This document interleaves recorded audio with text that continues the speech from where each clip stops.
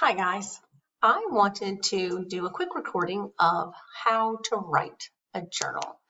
There are some mistakes that I see in many of your journals, and I don't want to continue to just take points off for that. I want us to learn from it. So this is an example using last week's journal.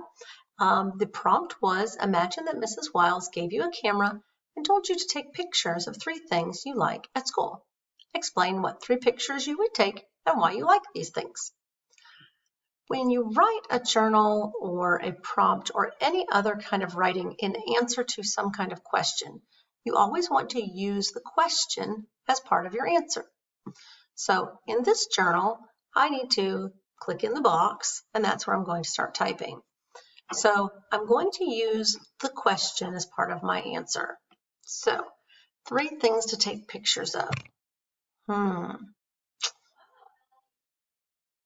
I would take a picture of the art room, the gym, and the cafeteria, because those are some of the best places in the school. The art room is beautiful, and now everybody loves Mr. Kreger.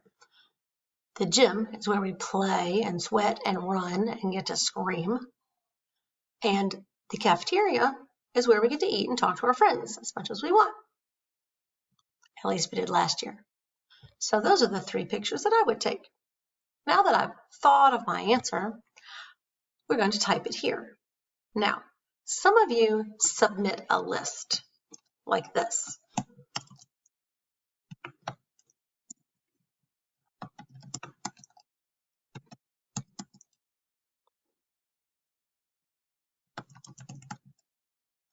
And that's all. I can't give you a good grade for that because the directions say whole paragraph.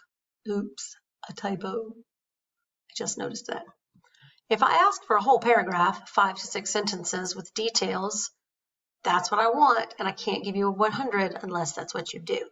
So these are good ideas, but to put that in the form of a sentence, form of a paragraph, we have to write whole sentences. So we're going to start using the question. If Mrs. Wiles gave me a camera and told me to take 3 pictures of things I like at school, comma, I would take a picture of the gym, comma, the cafeteria, comma, and Mr. Kreger's art room, period. This is called kind of our thesis statement. It's answering the question, it's telling in a very short way the answer, and now I'm going to use the rest of my space to give details about why I chose these 3 places. Those are called supporting details. Here, I put a period. I need to hit the space bar to put a space after it. This big thing is the space bar. When you hit it, it leaves a space here. I really need you to put spaces after your periods so I can read what you say. So now I'm going to give reasons for each place. The reason I chose to take a picture of the gym is because this is where we get to run, sweat, and scream, period. So notice I'm putting commas in between the things that I write if it's a series, and put a space after this period. Space. I chose the cafeteria because this is where we get to talk to our friends and eat lunch, period. Space. The last place I chose was the art room, period. I like the art room because it is so colorful. And Mr. Kreger makes art fun. Now, I've given the answer to the question and included details. One other thing that I see many people doing is when they include a contraction in their writing, they're not putting an apostrophe in it. Now, I could have used a contraction here because it is so colorful. I could have put its. IT apostrophe S. All contractions have to have an apostrophe.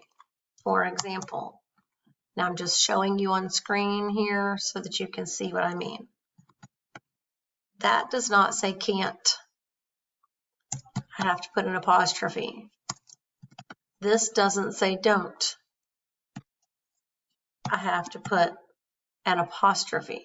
Where's the apostrophe? On your keyboard, right next to the Enter button is the apostrophe. Right next to the Enter button is the apostrophe.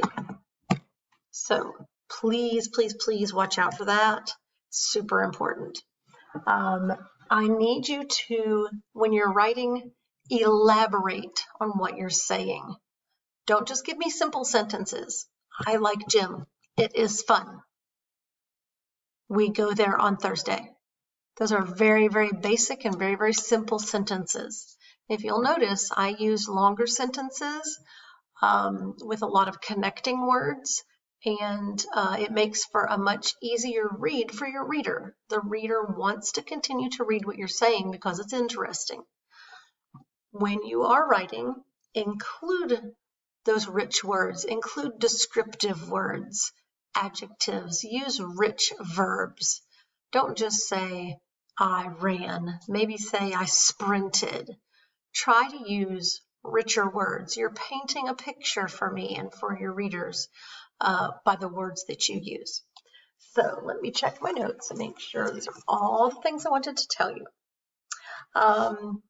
Another thing that I see some of you doing is using texting language. For example, some of you put BC for because. Not okay when you are writing for school. Okay when you're texting or chatting on a video game, but not okay for anything you're going to write in school. We do not need to include LOL. You don't need to include BTW, or by the way. All of that texting language is not something we want to practice using in our school writing, and I will be taking points off for that. So try to leave that out. You don't need to say LOL. If it's funny, I'll know it. Let's see, transition words, composition. I think I've covered it all. Please make sure that you go back and proofread what you've written before you turn it in, because some of us are making little mistakes that we don't need to make. Not big words, definitely on the little words. Happy writing.